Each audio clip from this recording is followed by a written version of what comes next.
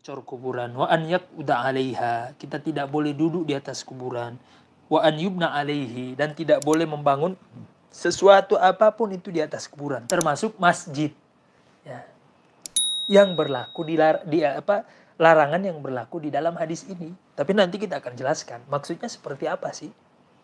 Baik, bahkan di dalam hadis yang lain juga Nabi SAW yang menyebutkan secara gamblang ya, dari riwayat nukilan para sahabat bahwa naha an tajsisil qabr, Nabi melarang untuk mencor kuburan, wa anil qu'udi 'alaiha, dilarang untuk duduk di atas kuburan, wa anil bina'i 'alaiha, dan tidak boleh membangun sesuatu di atas kuburan. Bahkan lebih keras lagi Nabi SAW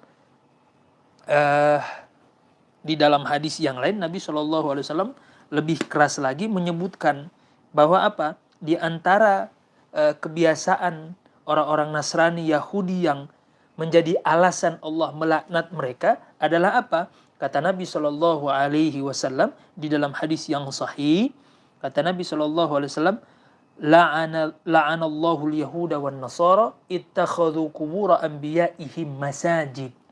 Allah melaknat orang-orang Yahudi dan Nasrani, ya. Apa sebab Allah melaknat mereka? Karena mereka menjadikan karena mereka menjadikan kuburan para nabi-nabi mereka masjid. Maksud daripada hadis ini apa sih? Apakah hanya sekedar misalnya membangun masjid di atas kuburan? Apakah itu otomatis menjadikan kuburan itu sebagai masjid? Atau maksud masjid di sini ada penekanan yang lain yang diinginkan oleh Nabi ketika beliau melihat fenomena di zaman beliau, orang-orang Yahudi dan Nasrani, bagaimana mereka memperlakukan kuburan para nabi dan rasul mereka. Ya.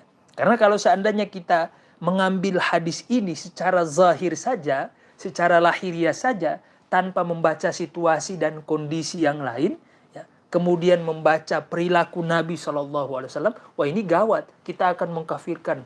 Hampir semua masjid yang ada di seluruh dunia ini ada kuburannya. Masjid mana yang terlepas dari kuburan, yang nggak ada kuburan? Nah, bumi ini udah tua teman-teman sekalian. Ya. Hampir setiap tanah itu, setiap jengkal tanah itu ada kuburan.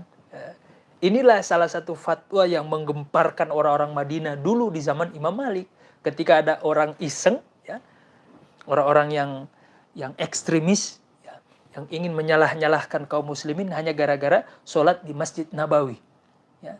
Disentil balik sama Imam Malik. Ya. Emang masjid mana yang gak ada kuburannya? Di setiap jengkal tanah itu ada kuburan. Maka ini bagaimana kita akan membaca hadis ini? Kalau kita melihat fenomena, bahkan Masjid Nabawi, di dalam Masjid Nabawi ada kuburan Nabi.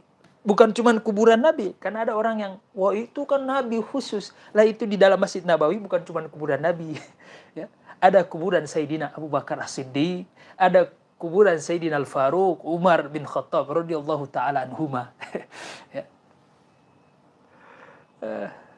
Jadi bagaimana membaca hadis ini? Belum lagi ditambah sebuah fakta dari Nabi SAW.